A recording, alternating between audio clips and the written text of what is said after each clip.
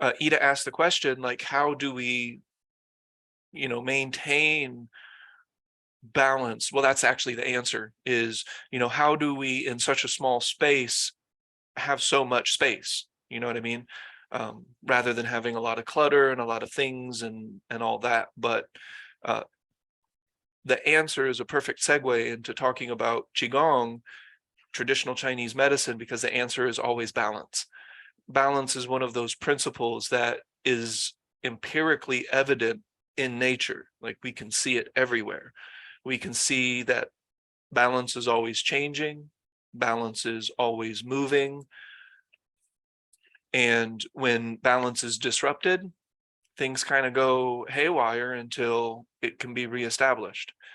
Same thing in the human experience. But to answer your question, Ida, there's a balance of in and out. So anything coming into the house has to have a balance of things going out of the house. So if I'm constantly, buying new things, and I look at an ottoman, okay, if this ottoman comes in the house, like, what's going to exit eventually, because we only have so much space to work with. If there's an imbalance in that dynamic, like you said, we'll end up with so much stuff in our house that we can't move. Well, this is really working out in terms of analogy, because now we have disrupted the balance to the extent that it's hard to move around. Things aren't flowing quite as well in terms of traffic in the apartment. Neo's a big dog, so he's going to be banging into things, and it all gets disrupted. So actually, Ida, I think that's a great example of, how balance can actually be applied to absolutely everything. That's why it's a principle, because it's applicable to absolutely everything we do. Yeah, so thanks for the segue, Ida. I appreciate it. All right, so we're going to talk about Qi Gong today. This is a Qi Gong webinar, and like I told Bob, the most difficult thing for me in life probably is being able to stick to 45 minutes in anything that I'm discussing. So 10:02, we are on the clock. So I guess I should introduce myself, just in case anybody who's going to rewatch, they may not be familiar with Ernest. So my name is Ernest, and I am accompanied by my wife, Shayna. She's going to be demonstrating just a few Qigong movements just to kind of illustrate some of the things that we'll be discussing. So I will discuss a little bit about Qigong, but of course, Qigong is all about movement. So we got to have a little bit of that in addition. So yeah, my name is Ernest, and I work at Shen Shen. So you have probably seen me behind the desk. My primary responsibility at Shen Shen is to keep things moving smoothly. I actually view that as the definition of management. Management is the ability or the act or the process of keeping things flowing, the ebb and flow, very smooth. And because if it's not smooth, then things are tumultuous and it can get more difficult and it's not as much fun. Ooh, chat. Balance again, yeah. And that's actually going to be the theme, so it makes sense, but I am going to continue to go back to that word and kind of talk about maybe some aspects of balance that are not discussed as much. I don't know. So, yep, my name is Ernest. I'm studying acupuncture. I work at the clinic, and I have been practicing.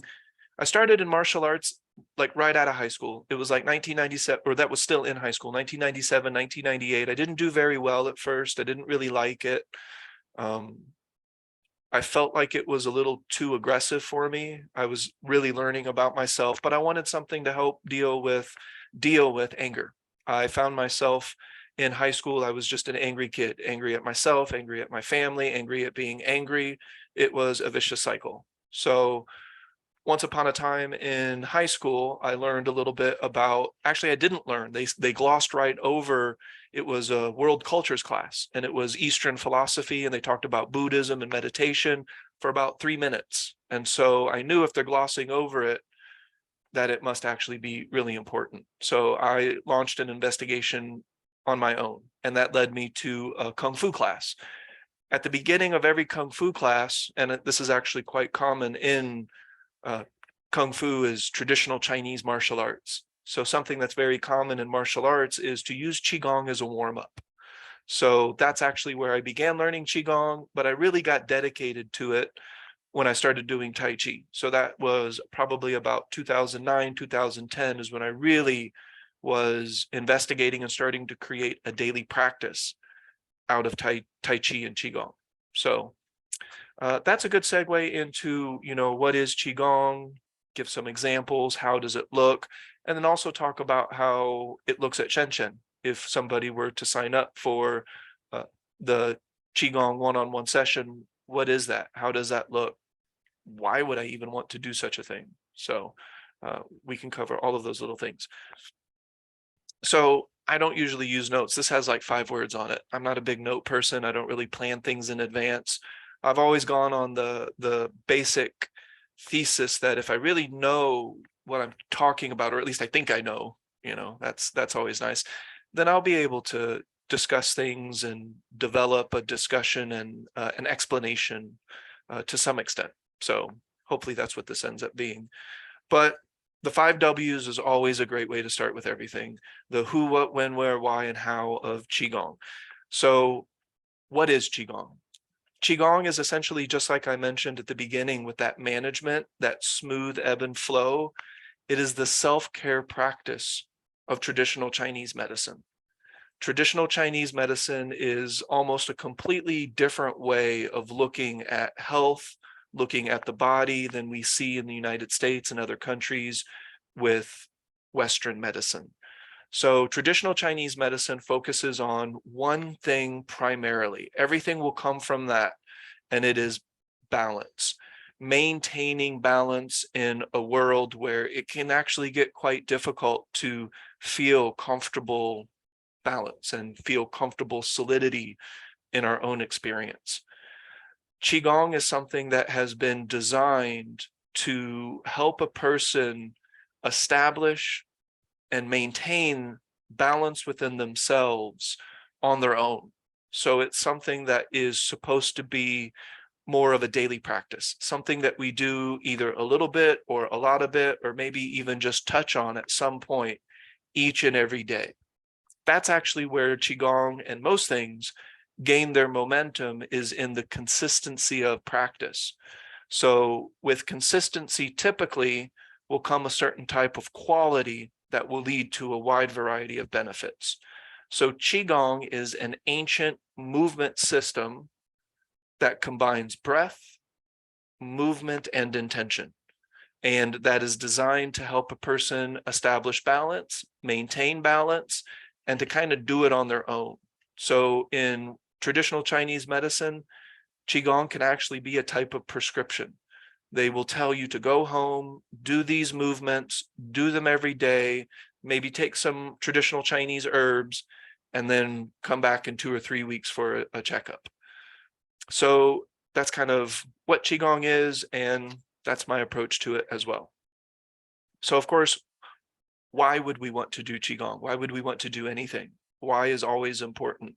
I really like when Bob was talking about meditation, because it feels good. That's always a good place to start. So Qigong, ultimately, especially when you get your daily practice and you kind of start to remove a little bit of the learning, you can always be learning, but it doesn't feel like all of it is learning. And that's actually a great way that we offer Qigong, is because you don't really have to learn in Shen Shen, you just follow me. So I can actually remove that learning you still learn, of course, but I'm kind of removing that as a potential stumbling block. There's no need to stumble over the learning process because of the way that it's delivered. So we would want to do Qigong, again, to establish that balance, but because balance is so relatable to longevity, I think most people, if asked the question, they do want to live a long life. They want to live a long, vibrant, healthy life and feel as good as possible, feel as well as possible. So that's very general. How that looks to people can be very different, but that's going to be a pretty consistent answer in the human experience, that we want to feel good for as long as possible. It's kind of a no-brainer. Qigong can help that happen. So by doing Qigong every day, or just as often as you can remember throughout the day, I can show ways where Qigong is really beneficial. When you're sitting at the computer, when you're doing something at work, maybe something physical, strenuous, you're going to prep yourself real quick before picking up a heavy box type of thing. So Qigong can have all kinds of wide-ranging applications. But the bottom line, the reason we want to do it is because it feels good, and it will help us continue to feel good throughout our entire life if we continue to do it.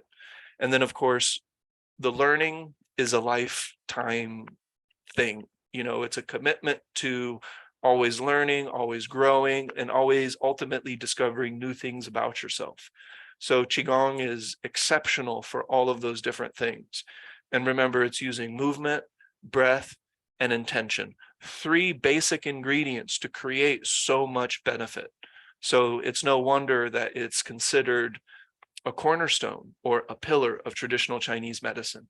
The implication with a pillar is that if you remove a pillar or if you remove a block, the whole structure crumbles. It's that important to what's going on.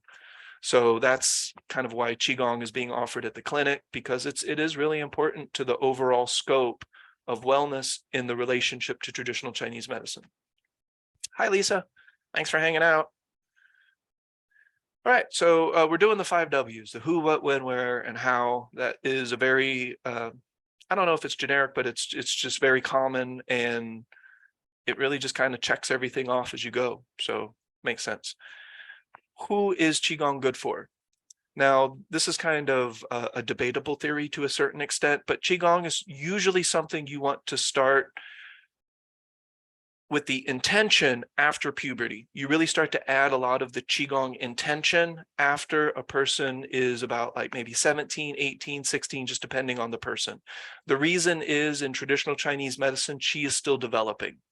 Before that, you can learn the movements with the breath, but it doesn't start to involve some of the medicinal aspects until after that period. The period when Qi has been developed and the Sanjiao system, everything is starting to function and the maturity has occurred. So that would be very typical with the growth and maturation of the human body as well. We don't need to interfere too much when we're a child because our mind is relaxed, our body is relaxed, our energy is flowing, and it just continues to amaze me how at a certain age, children have impeccable posture. They just sit perfectly, you know, they fall and they just bounce right back up like instant. Well, some will start to cry. It just depends on what kind of reaction they're looking for out of the group around them, but they can just, they're quite buoyant, kids are. So, you know, they're still developing. They haven't created a lot of the psychological things that interrupt balance. So, you know, Qigong for under, you know, the adult age is really just learning the movements. You can learn the movements right away, and then you start to add some of those elements that can be considered medicinal or internal. You can start to add that a little bit later on. So that's who Qigong is good for. In terms of age, after the stage of adulthood, you can be any age. So if you are, you have to sit, you know, maybe you're in a wheelchair or maybe you're in an accident and so you're immobile for a little while, Qigong can be done sitting, Qigong can be done laying down, and even to a certain extent, there's a lot of evidence that Qigong can be done in your mind, that you can imagine it, and it will still have a physiological response. So your body will still have that relaxation response if you close your eyes and you imagine the Qigong movements. So all of that can have value. All right. All right, so when is Qigong good? Qigong for me is best right when we wake up in the morning. So as soon as I wake up, I like to go into some kind of Qigong movement. Give me 1 second.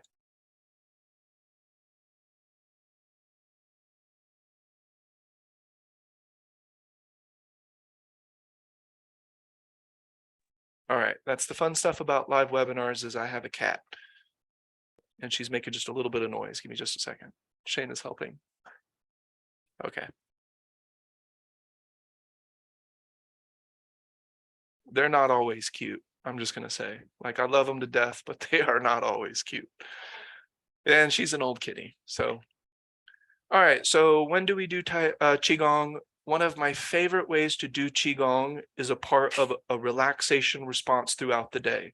As soon as Bob goes into his room at the clinic and there's nobody around, I will do some type of movement to help relax my body, to help focus myself, to help center myself, and to help establish a connection to the world and the moment around me.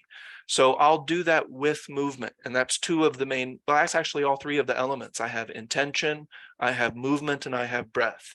I do that in my mind when there's a lot of people around, and that helps me stay. When things move around really quickly, I feel like I'm in the center of the storm and I'm kind of walking with it. I'm in that peaceful center of the storm as things move around me. So Qigong can really help me with things like that. Of course, I sought Kung Fu and it led to Qigong because I used to be really angry. So it's amazing for that. Have you ever heard, of course, people say, take a deep breath, before you punch this person in the face, maybe take a breath and see if it gives you an opportunity to reconsider.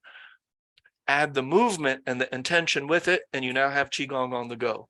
So there are also ways to look at Qigong in terms of raising energy and lowering energy, kind of bringing energy down, not really like taking it away, but kind of helping it settle, helping it calm, like sand in water.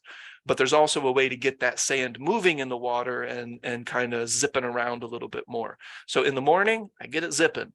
And then when it's in the evening and things are winding down, I'll let it settle. So the movements can be the same, but the intention starts to change, and that completely alters the desired benefits of what you're doing specifically. All right, so that's when. And then where, of course, you can do it in a very small space. You can do it in the smallest space possible, which is just in your brain. So it's just a little speck of a electrical neural network happening. But then Qigong can be Tai Chi. And then you can have more space where you're putting it all together and you're kind of moving. You can add it to Bagua. Bagua is another Chinese martial art that moves in circles. So you can move in circles around in the room. You can move back and forth in the room. But you can also do Qigong in a very small space. So, Bob and Shayna and Lisa, well, Shayna has a bigger space. Donna has a kind of a smaller space. Ida has and that's perfect. You usually just need an arm's reach, which I currently don't have with this wall. But an arm's reach, then you can go up above your head. You can go on the side of your body comfortably. You can do Qigong. But then I also kind of gave the example where I was doing it at work. I don't need any space really just to do this. Just to do that breath in and breath out and the relaxation response. That works really good if somebody's getting on your nerves or somebody's complaining or, I don't know, maybe things aren't quite going the way that you would expect them to go. You can just do that relaxation Qigong response or action for the response. All right, so how do we do Qigong? And then we can start to get into just a couple other elements and then get into some movement and then open it up to some question and answer. And as far as I'm concerned, question and answer can go past my 45-minute deadline. So I've already given myself permission that if questions take me past 45 minutes, that's not my fault. But the presentation, I will stick to my timeline. All right, so how do we do Qigong? Qigong has three primary components. The first component is breath, and there are a lot of different breathing techniques for Qigong. But essentially, we're going to take the breath and combine it with the movement. And they kind of work in tandem throughout the entire Qigong. Sometimes we call them sets. Sometimes it could be just considered your Qigong practice. So when you're doing your Qigong practice, pretty much the entire time, even if you're doing it in your mind, you're imagining yourself moving, but you combine the inhale and the exhale with that movement.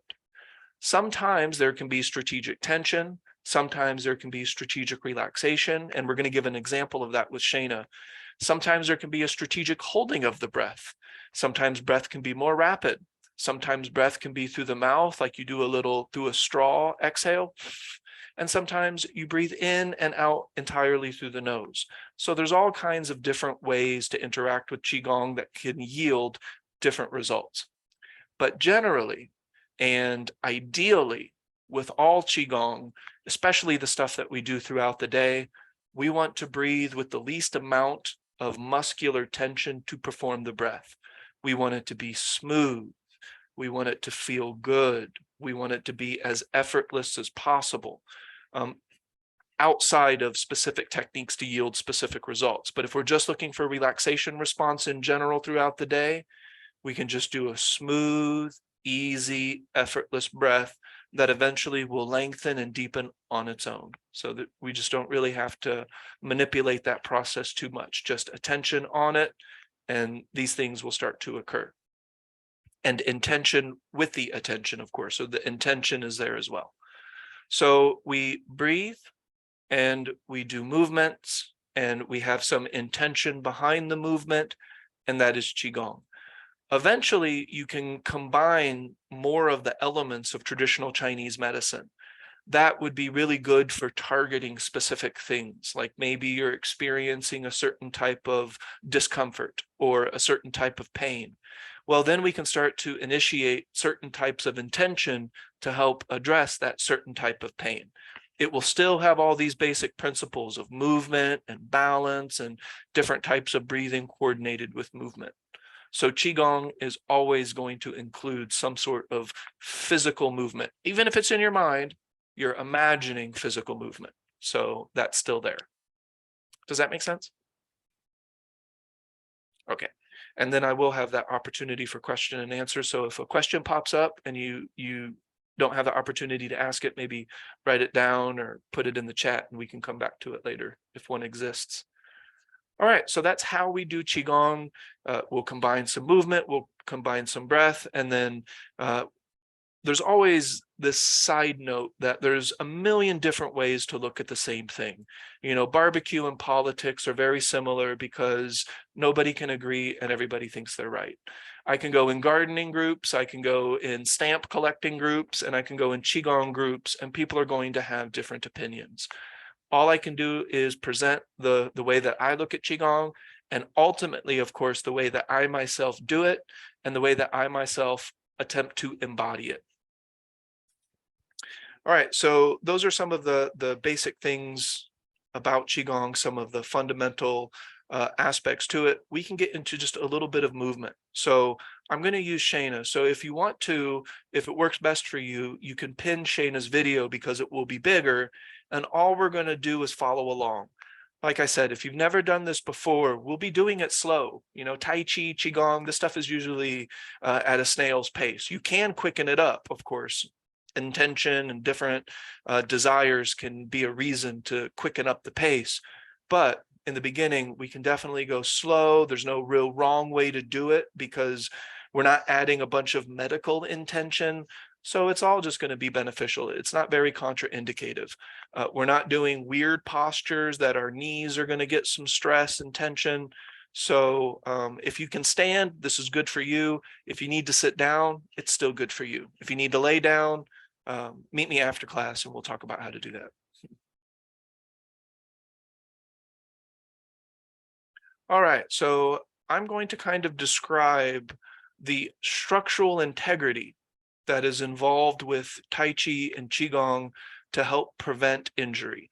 This is one of the reasons that it's not contraindicated physically. You know, there could be existing injuries and things, so there are maybe little caveats, and I could discuss those in Q&A maybe. But in general, if we maintain this structural integrity, these structural principles, we're not going to injure ourselves. And that's super important, of course, because we don't want to do something that's going to break our body. All right, so if you, Mike, you just joined, if you want, go ahead and pin Shayna's video so that you can see her. And then I'm going to talk Shayna through the movement. And that's going to be really similar to how it's offered in Shen Shen. So when you come into the clinic, we have the room cleared out and I talk you through some of the different movements and what do we do with our mind? What do we do with our breath? What do we do with our body? I cue it all as it occurs. Okay, so Shayna is going to create some structural integrity and we're going to start with the feet. So the feet are shoulder width. Typically you have feet together, you have feet at your hip, and you have feet at your shoulder, and then you have everything else. We're not going to do any of the everything else. We'll just, the farthest we typically will go is just maybe a couple inches beyond the shoulder. But today we'll start at shoulder width. And if we can, our toes are, at least in our mind, gonna go inward a little bit. They'll kind of angle slightly inward. And I mean slightly. It's not like in, there's a martial art called Wing Chun, and they actually go almost all the way into where the toes are facing each other as a part of the practice. So not quite that. All right, and then we're going to imagine, or at least put a little bit of weight also on the outside of our feet. Sometimes we have the tendency when we're standing to put the weight on the inside of the feet, and then the knees come together, and then we have a very tight V in the groin area. And of course, that's not balanced. Energy won't flow very well. And over time, that can lead to sickness, in which case body work and acupuncture can come to the rescue and help work that out. All right, so we have a little bit of weight on the outside of our feet, and we have just a little bit of bend in the knees. They're just not locked. That's the key. We don't ever want to have our knees locked when we do Qigong, because if you do that long enough, you cut off blood flow, similar to Qi flow, and you might pass out, and that's not good stuff. Now, in the groin area, we, to the best of our ability, want a little bit of curvature. We want a little bit of a U shape in the groin area. In martial arts and Qigong, we call it the Qua. So the Qua, we want to have a little bit of curvature, like a suspension bridge, because that can help support the weight of the upper body better than that V shape that tends to collapse. You'll notice that with bridges, they're not typically V shapes, unless it's just like a decoration. There's some U-type structure in there somewhere typically. All right, so our waist is relaxed, our hips are relaxed. The chest, as Bob points out often when he reminds me of my own posture, is kind of facing off to the horizon. It is not sticking out, but it's also not caving in. In our modern life, the tendency is to cave in. That's usually what happens. If you're at the gym, the tendency may be to have it sticking out a little bit too far, which creates a curvature in the spine that is going to disrupt the balance. It's not going to, you can get tight. It will create more tension than it does relaxation, and that's the opposite effect of what we're looking for. All right, so we got our feet, we got our legs, we got our hips, and our shoulders are relaxed. Our elbows are slightly behind us. The hands are relaxed. You can give them a little shake if you want to, just to make sure that you're there. All right, you're there. Shayna, you exist. And then the chin is slightly tucked, if not imaginatively tucked. That's how slight it is. And you can kind of imagine a string rising from the top of the head and everything going down like a skeleton that is at the doctor's office. And they have it hanging on a wire. So that is holding the structure, and everything else is kind of going downwards. This is creating a posture called Wuji, or no extreme. All right, so we're going to do a couple basic movements, and I'll cue Shayna through the movements. I'll cue you through the movements. I'll remind you about your breath, and we can go ahead and begin. Before we start, let's just take a moment to hug a little bit of silence in between the words. All right, so Shayna, we're going to do the Grand Tai Chi, which previously I would refer to as sinking the Qi, but it's up and over the body. All right, so beginning with your hands together like Shayna is doing. When we breathe in, our hands rise, our arms rise up over the head as we inhale. Palms come up, look up as you breathe in. And then as you breathe out, your head levels, your hands go down, and you're still exhaling over the body. All right, we're going to do this a few times. So we're going to breathe in. Our arms are going to rise ever so slowly, breathing in, looking up and gathering. And then as we exhale, we're going to do a little bit of a body scan. We're going to sense into our face as we breathe out, and our hands go over the body, the chest, the legs, and kind of go down into the floor. Imagine roots of energy going down into the earth as we exhale. All right. Now we're going to inhale, and we're going to gather, look up, expand, gather, gather, gather. And then as we exhale, we're going to imagine like a white light going down over the body. That white light is relaxing and calming and it's removing anything that you don't need in this moment into the earth, down into those roots. All right. Breathe in, smooth, gentle, filling with air. And then as we exhale, slow and relaxed, gentle, filling the body with energy down into the deepest roots of the earth, and the exhale completes. Let's do that one more time, Shana. Breathing in, grandiose, gathering up, and then that slow, powerful, deep breath into the legs, into the feet, feeling the floor, into the floor and into the earth. And then just take a second in silence to yourself.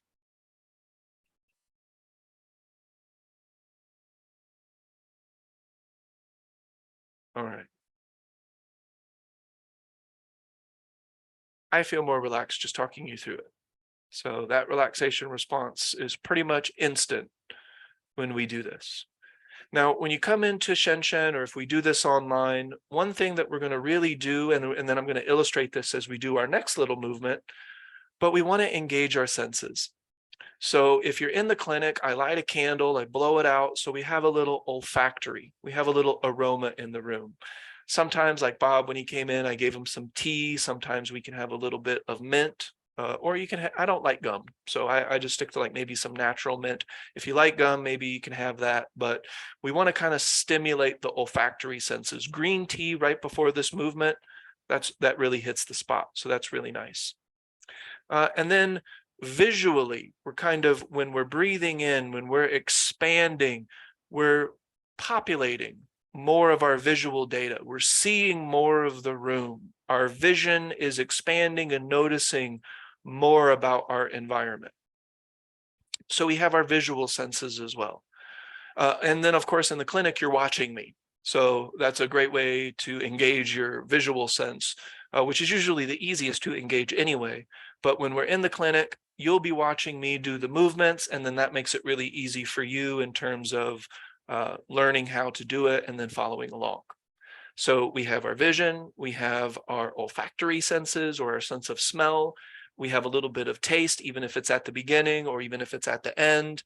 And I like to have a little bit of music. If it's music without words, that's ideal. But if it's word, or if it's music that you just feel a nice little groove to, or it just kind of hits you just right, that's good too, because that's invoking a little bit of a feeling. It's helping you connect to the moment. And ultimately, it's a part of our cognition that just feels good. We love music for a reason. As far as I know, my dog and my cat have almost no response to music.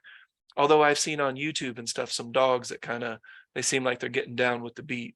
I don't know. I don't know if you've seen that or not, but if you haven't, go look it up because it's funny. All right, so we have our skin. A lot of times what I like to do for skin is a little bit of temperature. We can make the air warm, so we have temperature on our skin. Sometimes it's the clothing we have. If you've ever seen people do Tai Chi or do Qi Gong, they have silk. One of the reasons they have silk is because energy flows better through silk, and also because it feels nice on your skin. I mean, that is going to be better than wearing a paper bag or something like that. Like that's going to feel scratchy. So the tactile touch can be a part of everything else. So we have all of our senses. Did I miss one? No. Yeah, we have touch, we have smell, we have taste, we have sight, and sound, because typically I'll put on music. So we have something that we can listen to. In this example, I chose not to do music because if we upload it to YouTube, it's going to flag everything because I don't own the rights to anything. So rather than that, you can listen to the sounds of my words. And then that's all of your senses connected. One aspect of our sensory perception or our sensory experience is introspective. That's using our peripheral nervous system to feel our physical body. Like the reason I can feel my body is because of the peripheral nervous system. It connects to my brain, and it's connecting and sending signals and communicating, and it's telling me that I have a hand. And if I want, and if I practice, I can actually feel I have bones and I have different aspects to my physical body. Maybe even hearing your heartbeat, feeling your stomach and internal organs, and then maybe even eventually feeling that internal energy, whatever we want to call it, chi, prana, life essence, whatever. It can be felt, and that's through introspective, taking our attention and going into our body. So those are all going to be aspects of our Qigong. And then as we do this next set that I call concentric circles, this is actually one I made up, by the way. Grand Tai Chi is a part of Tai Chi, so I do not own the rights to that. This one I kind of made up because I have this thing for balance. It's a principle that I really enjoy. And this is one that can really help you establish firm, solid, and powerful balance throughout the day, or at the beginning or end, whenever you want to do it. Now, with that in mind, though, we're going to make sure that we're putting our mind on all of these different aspects of our senses. Maybe not at the same time, but let's just make sure that we're doing our best to give attention to the feeling of our body, the sound of my voice, the feeling of your breath. So that's what gets our attention when we do our Qigong. Because remember, attention and intention is one of the key ingredients. We have movement, we have breath, and we have some intention. Where is our mind, and did we put it there? Okay, so we're going to do concentric circles. I'm going to just tell you what we're doing before we do it together. So just watch Shayna, and then you'll kind of get an idea of what it is. And then that's the learning part of it. And then we'll cue it and we'll do it together. And then we'll talk about it a little bit if you have any questions, comments, or concerns. Okay, so with concentric circles, we're going to do opposite types of breath, and we're going to hold our breath in the two opposite opportunities, at the top of our breath and at the bottom of our breath. I guess the other opportunity would be in the middle of your breath, but we're going to do it at the top and at the end. And maybe someday I'll invent the middle, because I just got that idea and I like it. All right, so we have our structural integrity, and you don't have to follow along just yet. Just kind of watch Shayna so you have an idea of what's going on. If we were at the clinic or if we were doing this online, I do give an example of what we're going to do, so it's not just like, what the hell is he doing right now? I don't get this. So Shayna, we're going to start in that ready position. And when we breathe in, the fingers come together, and we kind of bring the hands up. And we're inhaling at this point. So we're inhaling, and then the palms will face up. This inhale is slow, methodic, easy. She looks up, and then she stretches, stretching while holding the breath at the top. And then she's going to look forward, and there's going to be a rapid, strong, powerful exhale. If you need to, exhale through the mouth. Just really let it out. Eventually, we go on our tippy toes. We are in an apartment, so if you are, maybe apologize to your neighbors in advance, because you will slam down on your heels. It's actually really good for bone density. It's really good for your heart, because it's doing some pumping of the blood for you. So there's so many little benefits in terms of overall health that this practice can have. And then we're going to do just the opposite. So now she's going to do a more rapid inhale up and around the body, more rapid inhale, and then a slow, smooth, methodic body scan, exhale, down, down, down. And then she's going to hold her breath at the bottom, which is the opposite of what we did, which is why it's concentric, which is why it's balanced. And then she does this little reset where it's just a small little circle. She makes a small little circle around her hips, which is just a quick inhale and exhale. Now, the reason I added this is because typically that exhale at the bottom is uncomfortable. Most of the times when someone says take a deep breath and hold it, or hold your breath in general, they breathe in and then they hold it, which makes sense because now you have air and you can hold your breath a little bit longer as you slowly let it out.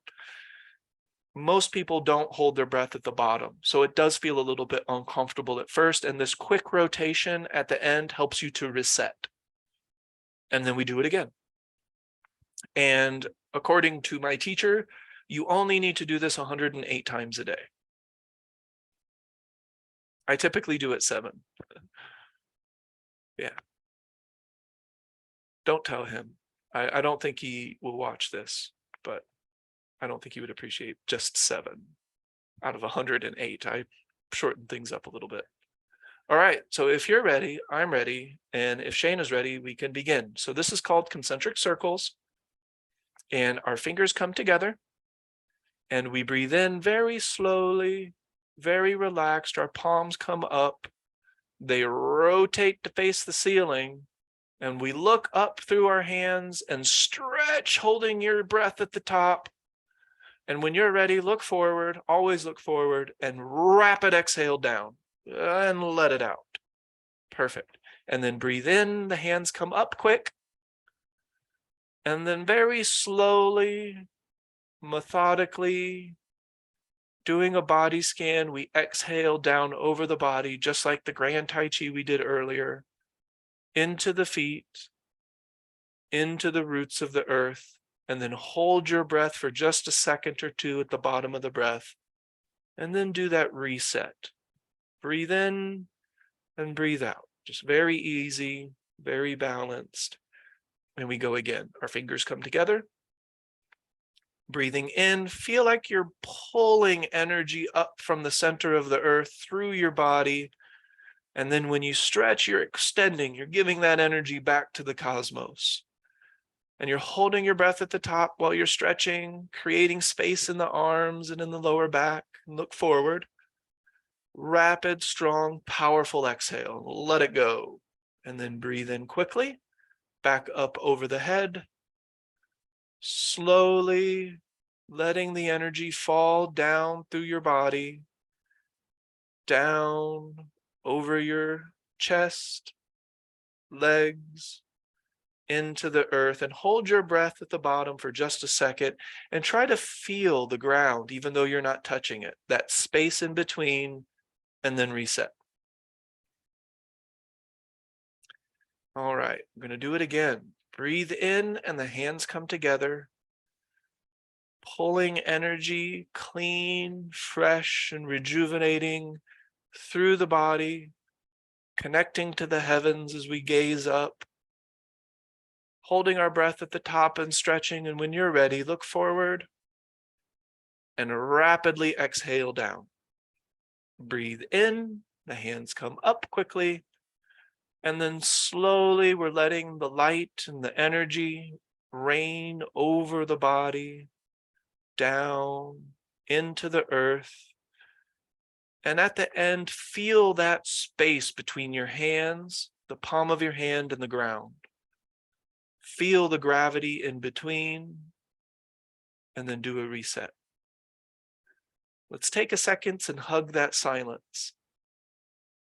Just relax in your own body for a moment. Feel the sensations of your physical being. You are alive. In this moment, you can feel peace.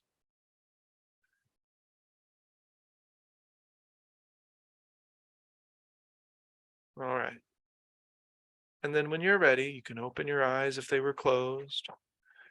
And then just take a second before you move. You don't have to go anywhere just yet. You are in a physical, energetic body at all times. And we can put our mind on that physicality. And sometimes if things don't feel good, we can learn ways to move and feel the flow of the energy in a way that can accompany sometimes things that are a little bit uncomfortable. And it kind of breaks it up, kind of starts to chip away at things little bit by little bit by little bit. All right, and then we can come back together. Meaning if you're sitting, you can go ahead and come back and sit down. Because if I'm not correct, it is almost exactly 10:45.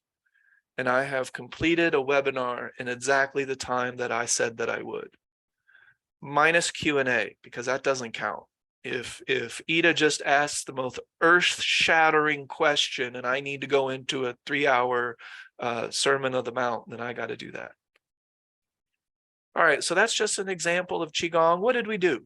We did movement, we combined that with breath, and I helped guide you through the intention. Ultimately, one of the biggest goals that we could do, whether we're learning online or we learn in Shen Shen, is we want to create a daily practice, or at least an often practice, at the very least an often practice, as often as we can. It can be done in 2 minutes. It could be done in 30 seconds. You could just do that a couple times before you jump on the bus. So there's a lot of opportunity to do this practice, and it doesn't have to be any one way. You can do it the way that you want to do it to get the results that you want to get and explore how you see fit. So that's one of the amazing things about Qigong. All right, and we had intention, we had breath, and we had movement.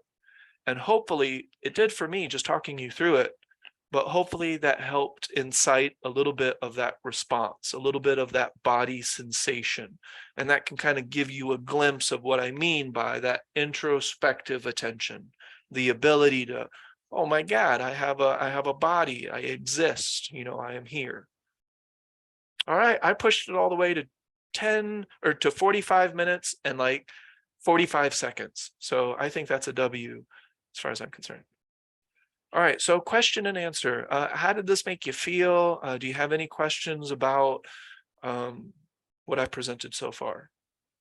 Yes, Donna, you even raised your, thumbs up. Does that mean you have a question or that you? I had a question. I just Okay. don't have my glasses on, so I hit thumbs Okay, up instead of. that's cool. And you intuited it, so that's good too. My question is the concentric circles 7 times a day or 108, whichever we choose. Are they consecutive or do you spread them out throughout the day? I think you could do both.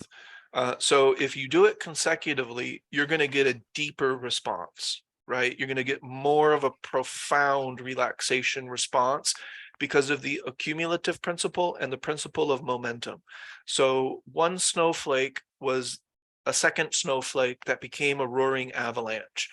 The more that things gain continuity and momentum, the deeper and the more profound it feels, which is probably the recommendation for 108, is you do that for a week and you have reached unexcelled perfect enlightenment. But if you do it throughout the day, if you do it just maybe once or do it twice, you're still going to get a little bit of a relaxation response and it could still be very beneficial for you. So I recommend it actually in both settings. I recommend doing it maybe 7 times in the morning. If you forget that, then maybe just do it once or twice throughout the day. Ideally, we do it in the morning, we do it at night, and then throughout the day, we just do it intermittently. Maybe you're about to go into a big interview. Maybe you are doing something you've never done before.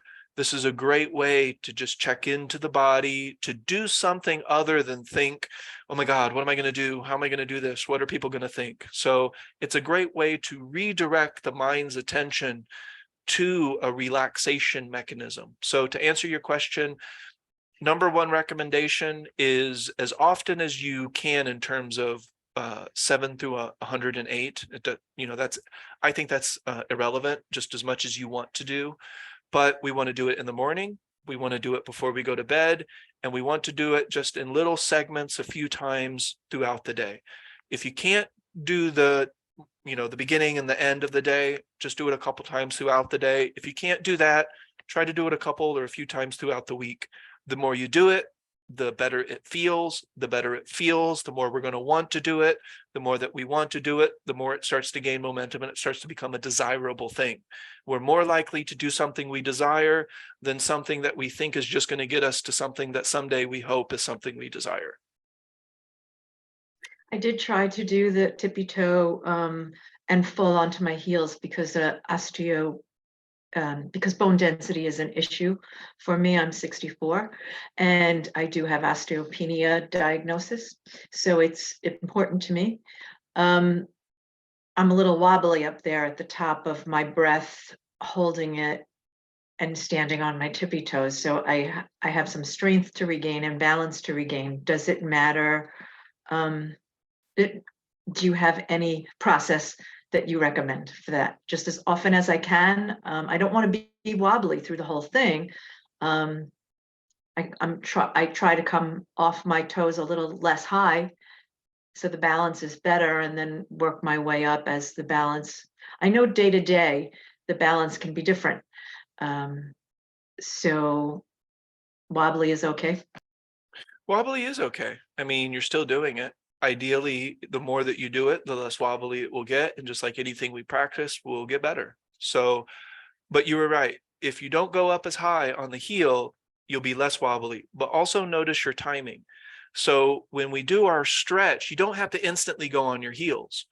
You could wait until right about you're finished with your breath, then go on your heel. So you're only on your toes, and your heels are up off the ground. So you only have to be on your toes for a second, and then you come down, because that's where you get the real benefit. And then, well, the slamming down is the benefit, because like you mentioned, the bone density, and it also just feels like you're getting rid of stuff. Like you're just kind of like, I'm done with this, and I'm just going to let it out, and I'll feel better because I'm getting rid of some of those things that don't serve me. But also, in addition to, the length of the heel off the ground, you can keep that shorter.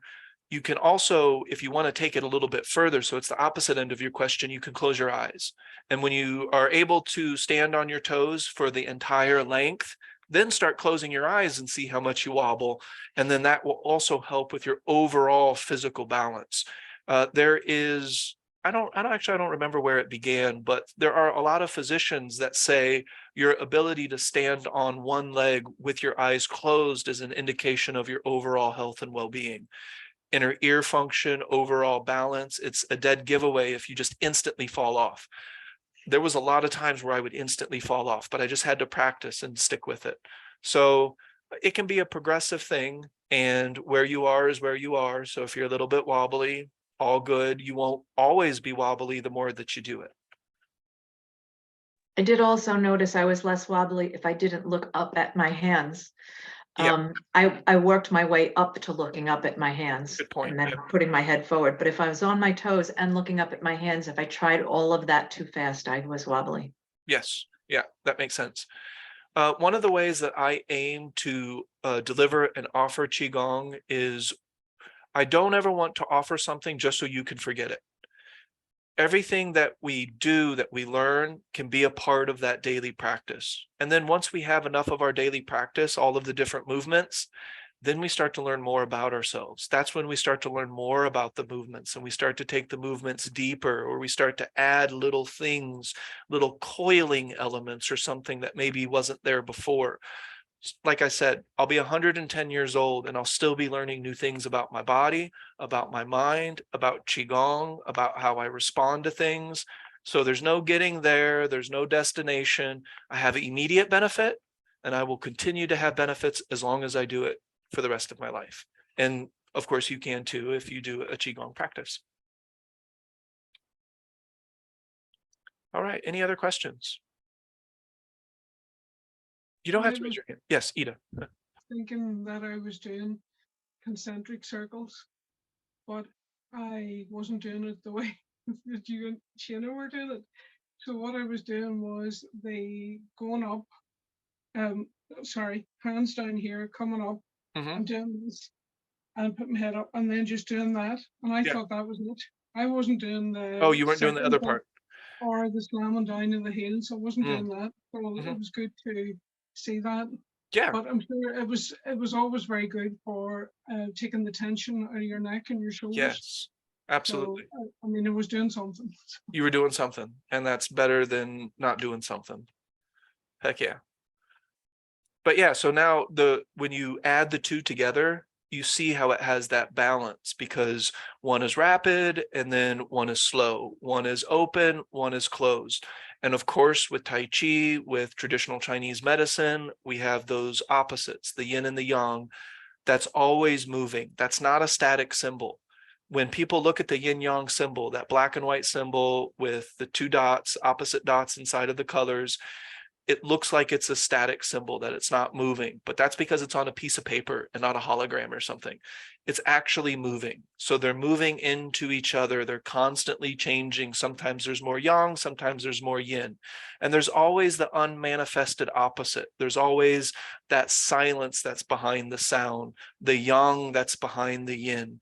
They interplay. So it's not about opposites being opposites. It's about how do these opposites interplay with one another to achieve balance. Because when we have balance, we have stars. When we have balance, we have planets, atmospheres, oceans. When we have balance, we have atoms. When we have balance, we have physical matter. When we have balance, we have power. So that's one of the reasons that I put that particular set together. And I don't think I put too many sets together myself, to be honest. Most of the things, like when we do Superman, things like that, which is a different Qigong set, I credit who I get these from. And I tell them that I'm going to, that if I ever share this informally, I'll make sure to give you credit because you're the one who taught me. But then again, like concentric circles, if I put that together because I felt like it one day, then I make sure to note that as well. But that's the reason I did it, was to put the balancing together, the yin and the yang, the up and the down, the exhale, the hold at the top, the hold at the bottom, and then you just have a really nice balanced thing. So that's actually my favorite. If I can only do one thing in the day, I really prefer to do concentric circles because it feels the most balanced. I really like that balance. But good question, Ida, or good observation of how it was different. Any other questions or comments or concerns? I wanted to know, in your explanation in the beginning, you mentioned where you incorporate Tai Chi movements at work. Yes. And you said when Bob is not around, I do this. So at least, I mean, I don't know if you were just doing that as a cover, so Bob would think that's what you do when he's not around, or whether it's actually, why do you wait All of till he's that. not around to do Tai Chi? Well, one of the reasons I am a little tactful with other human beings. So sometimes the way that I interact with other people, I want it to be on par with their expectation to a certain extent. Otherwise, I get really weird eyes and people, they can think different things, and it's not, I'm at work. So I do need to represent Shen Shen to a certain extent, and I don't want to be too earnest at all times because that can be a little bit strange, I suppose. So when there are patients around, I'm not just going to be over here doing this and because it's a little disoriented, or it's incongruent with everything else that's currently happening in the clinic. But no, I am kind of just joking because I'll do that in front of Bob. I know Bob doesn't care. I know that the other practitioners don't care. And to be perfectly honest, most of the clients and patients probably wouldn't care at all either. But just to be tactful with my fellow human beings. And then also I do something like lay on my flat back, and I don't want Bob to see that I'm laying down on the job. So I definitely wait for everybody to go away before I lay down on the ground and I start doing yin yoga behind the counter. I was just joking also, but I know, thank I you. just outed And myself. Thanks. and I have one other thing to Yes. say. I take umbrage. You were talking about the space that you have. Some people have a large space. All you need is enough space for, or you could do it in the smallest space, which is in here. Yes. And I take this mindfulness class, and I have a lot of space here. So I take umbrage in you pointing and referring to my head as the smallest space that exists, because it's just not true. I was thinking of it more in the terms of electrical signals in your brain. Yeah, and those are really tiny. The neural network, the neurons, that's all really tiny stuff. A lot of space in between those. There is a lot of space in synapses. between. All right, so you have a lot of air in your mind, a lot of space. We will forever refer to Donna as the airhead of the group, and that's a compliment. That, in the way that she just described it, is a desirable trait. All right. All right. If there are no other questions, comments, or concerns, I appreciate you all hanging out with me. I'm going to make sure to post this to my YouTube, and I'll have to log out of my YouTube to log into the Shen Shen YouTube and then upload it to the Shen Shen YouTube, but this will be available. And then as a reminder, of course, I do this online on Sundays, and it's about 45 minutes. Eventually, we don't have to talk about stuff as much. It's just, I'm going to give you a quick example of what we're doing. so that it's not super foreign, and then we do it together. So that's kind of how it works, whether it's in person or whether it's online, still super easy to follow along. And then it actually can build until you just really just don't need me around anymore, because you have all the components necessary for your own practice, and you're ready to kind of take that learning journey on your own, which is a really big part of the learning journey, is the what we learn informally, you know, after we've learned all of the nuts and the bolts and the curriculum, I guess you could say. And the registration for that is on the Shen Shen site. It Oh, is. that's like a tongue twister. It is a little bit. Shen Yeah, Shen the site. Shen Shen site. Okay. Yeah. Yeah, it's on Shen Shen site, and then you could just go to book online, and I'm only available on Sundays. And I think there's room for 3 different sessions. So not a ton of availability, but it is there. Yeah. All right. Yep. Any other questions, comments, concerns? Okay, I think we're cool. So hopefully this was interesting or entertaining to some extent, and then hopefully you got a little bit of relaxation response out of it. But I really appreciate you hanging out with me and Shayna, and I hope we get the chance to hang out again, which with this group I know we will. So thanks so much. All right. Bye, everyone. Ernest. Yep, you're welcome. Thank you. Thanks, Take Ernest. care. Yep, have a happy rest of your day. You too. Thanks.